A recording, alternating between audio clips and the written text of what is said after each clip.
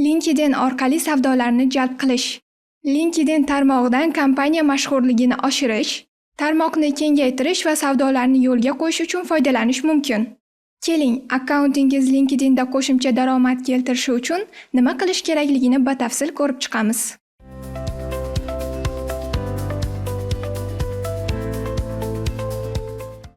LinkedInda savdolarni jalb qilishni nimadan boshlash mumkin?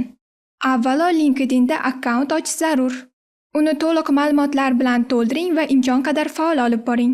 Muhokamalarda ishtirok eting, ekspert maqolalarini e'lon qiling.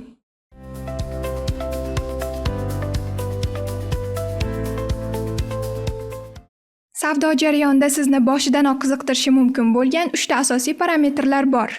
Birinchisi, biznesingizning bozordagi o'rnini aniqlash. Ikkinchisi, qaror qabul qiluvchini belgilash. Ya'ni, siz kimni nishonga olishingiz kerak va mahsulotingiz kimga qiziq bo'lishi mumkin.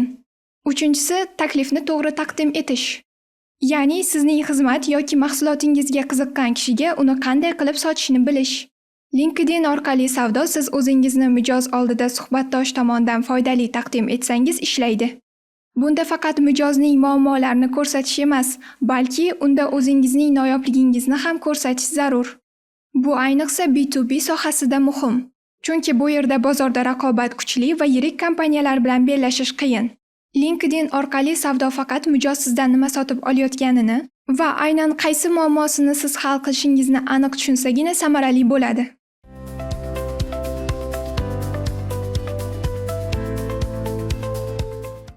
Qanday qilib maqsadli auditoriyani aniqlash va xatolarga yo'l qo'ymaslik mumkin? Avvalo, reklama va barcha harakatlaringizni darhol biznes egalariga qaratmang. Ko'plab kompaniyalarda biznes egasi faqat ilhom manbai bo'lishi mumkin. Ammo yakuniy qarorni bo'lim rahbarlari qabul qiladi. Demak, murojaat ham aynan ularga yo'naltirilishi kerak. Ikkinchi muhim omil aniqlik. Auditoriyangizni 18-45 yoshdagi qizlar yoki kosmetikadan foydalanadiganlar deb belgilash mumkin emas.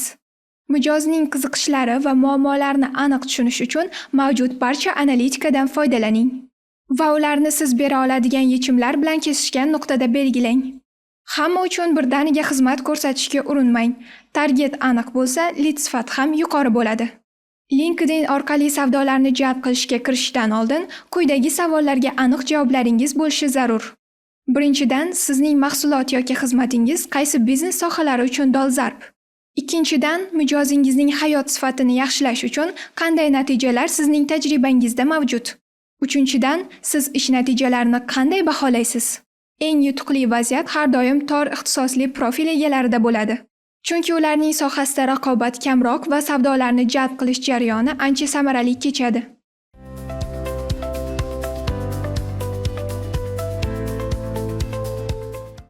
Endi LinkedIn profilini qanday qilib sotuvchan qilish mumkinligini o'rganamiz. Biz allaqachon kimga sotishimiz va kimni jalb qilish mumkinligini aniqlab oldik. Endi auditoriyada ishonch va qiziqish uyg'otadigan chiroyli muqova yaratish vaqti keldi. Shu yerda bir narsani ta'kidlash muhim.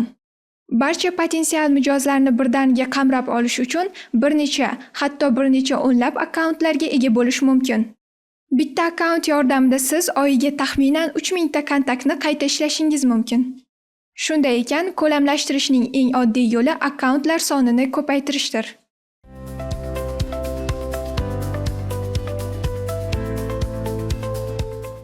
LinkedIn akkauntini to'g'ri bezashning oltin qoidalari quyidagicha.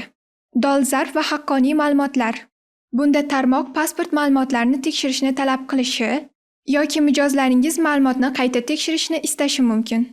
Shunday paytda obro'yingiz zarar ko'rmasligi uchun kiritilgan ma'lumotlaringiz aniq va to'g'ri bo'lishi shart. Bitta akkaunt, bitta IP va bitta qurilma. Bunda LinkedIn ham boshqa ijtimoiy tarmoqlar singari botlarga qarshi kurashadi. Agar siz bitta IP manzildan yoki bitta kompyuterdan 20 ta akkaunt ochsangiz, tizim sizni bloklashi mumkin. To'liq aloqa ma'lumotlari. Bunda telefon raqami, manzil va elektron pochtani ko'rsatish orqali siz ijtimoiy tarmoq va mijozlar oldida ishonch uyg'otasiz. Vizuallashtirish quyidagilarning barchasi muhim. Avatar rasmi, chiroyli muqova va shaxsiy URL manzil. Zerikarli va xira profil qiziqish uyg'otmaydi, shuning uchun mayda detallarga vaqt ajrating. Shaxsiy ma'lumotlar. Bunda profilni to'ldirayotganda oddiy bo'lishni unutmang. Murakkab lavozimlardan tashqari mijozlarga qanday muammolarni hal qilib bera olishingizni ko'rsating. Mijoz uchun foydali lekin spamsiz ma'lumot. Bunda hamkorlik qilgan loyihalar va kompaniyalar, o'z ko'nikmalaringiz va siz haqingizda tavsiya bera oladigan shaxslarni ko'rsating. Ammo ortiqcha narsalarga berilmang. Maktab raqami va universitet amaliyoti haqida ma'lumot berish shart emas.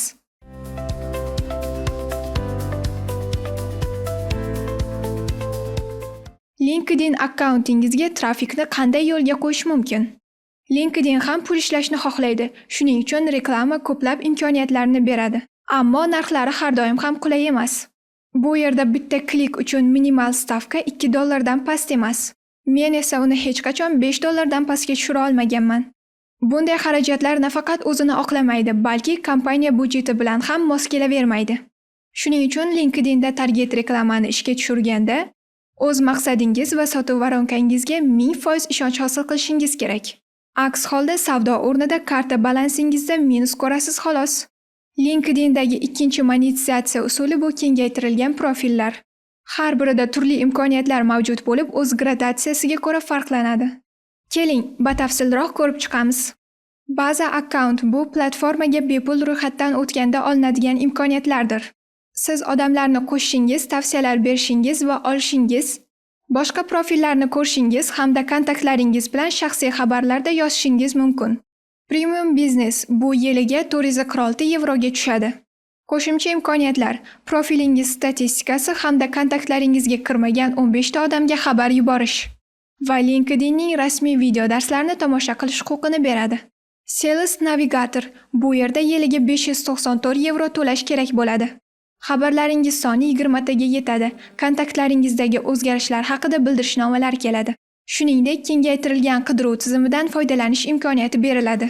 Shuni ham aytib o'tish kerakki, kengaytirilgan profil qo'shiladigan kontaktlar soniga katta ta'sir qilmaydi. Baza profilida siz oyiga taxminan 3000 kontakt bilan ishlashingiz mumkin. Pullikda esa bu 4000 ga yetadi. Bizning tajribamizga ko'ra, bitta ikkita akkauntni qo'lda yuritishdan ko'ra, avtomatlashtirish vositamiz yordamida ikkita bepul akkauntni bog'lab ishlatish foydali bo'ladi.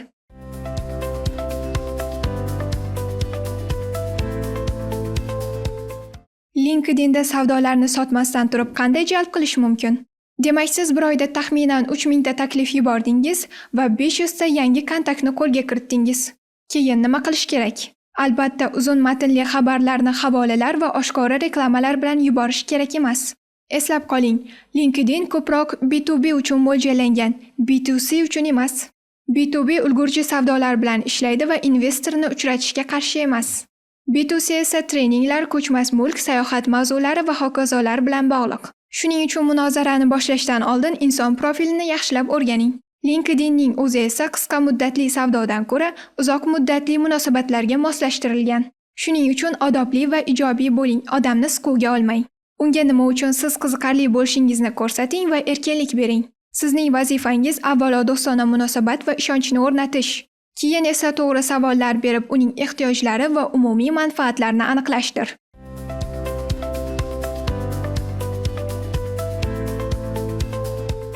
Xulosa qilib aytganda, LinkedIn orqali savdoni jalb qilish uchun mahsulotingiz va auditoriyangizni yaxshi bilishingiz kerak. Shunda taklifingiz mukammal ko'rinadi va potensial mijoz oddiy kontakt emas, balki to'laqonli lidga aylanadi. Internetda sizning biznesingiz bilan ko'rishguncha